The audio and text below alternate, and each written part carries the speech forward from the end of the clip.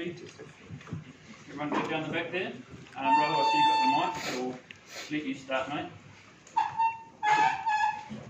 Tom, it's been 5 days since you last played an international game of cricket.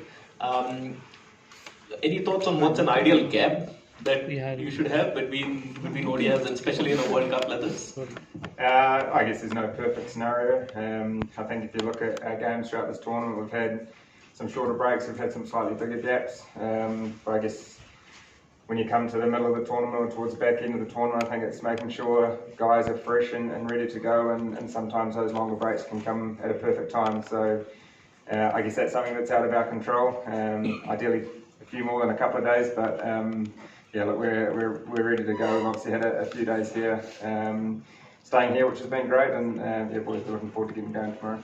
Awesome. And just the day game starting at 10:30 in the morning, does it kind of nullify the advantage of a toss because it takes dew out of the equation, and does it change your planning, strategizing in any way?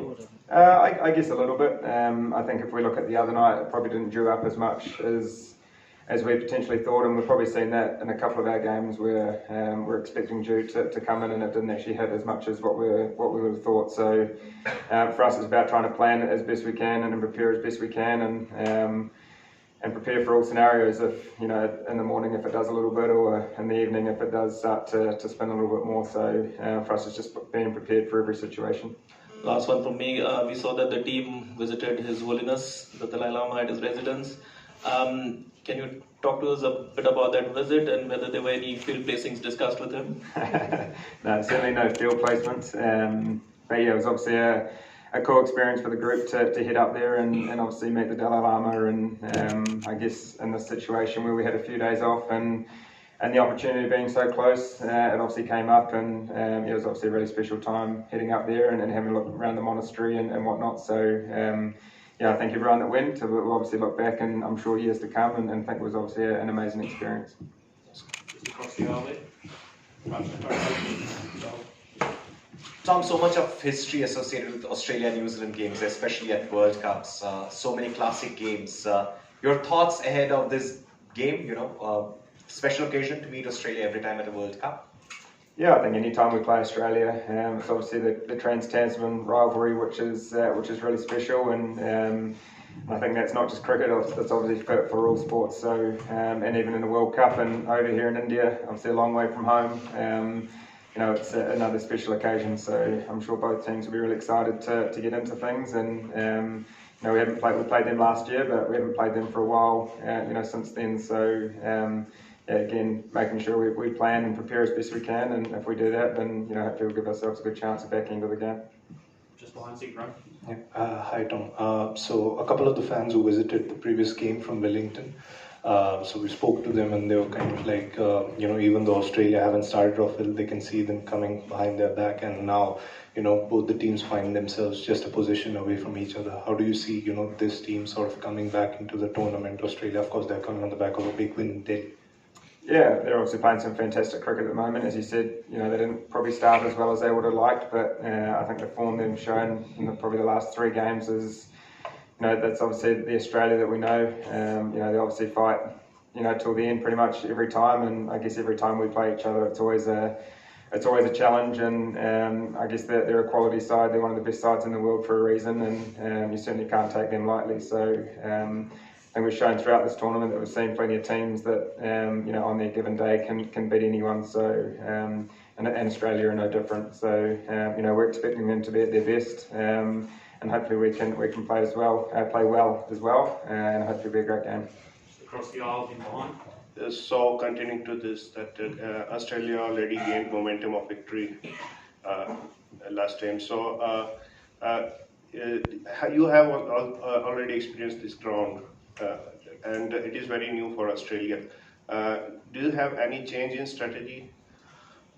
No, I don't think so. Obviously, it's a day game, so that obviously whether that changes things or not from a conditions point of view, that's probably the only difference. But I think playing here obviously gives you a little bit of an advantage. Obviously, understanding conditions a little bit more and what the surface potentially may be like.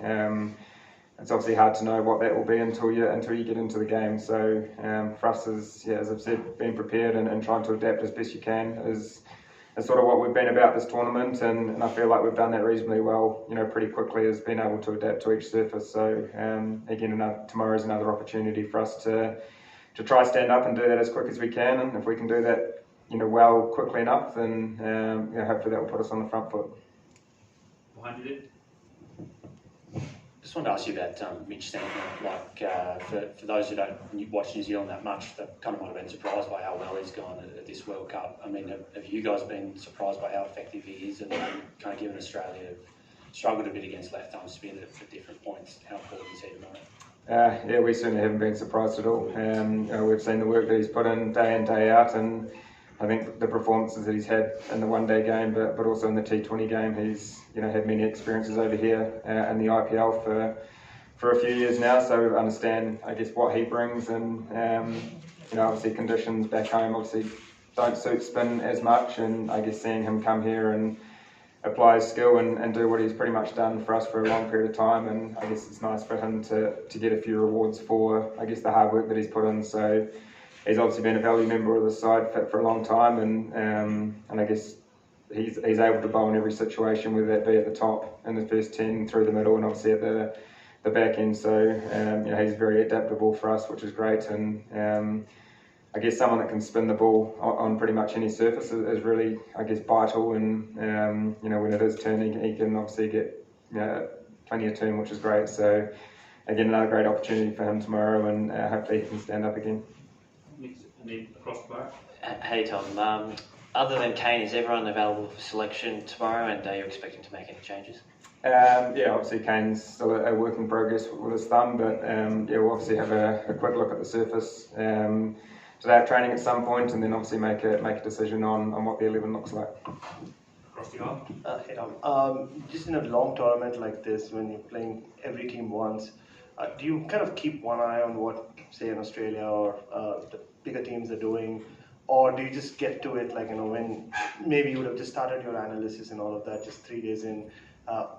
Because I'm guessing it's also not possible to watch everything that happens. Yeah, I think you obviously, well, for me, I watch certainly every game. It's on the TV. But yeah, I think you obviously see the games that are going on, and you see some of the performances that have been put on the park, and I think for us, we've just been trying to take each game at a time. It's probably been our biggest thing. Every game's worth 2 points, so every game's just as important as the next. And once we do come up against a team, we obviously go through our same, preparation that we usually do in terms of scouting and understanding how teams are going and what they're going to bring to the table. So again, Australia's been no different. We've seen them obviously perform well in the last couple of games. So just understanding how they're going to operate, and hopefully we can counteract that as best we can.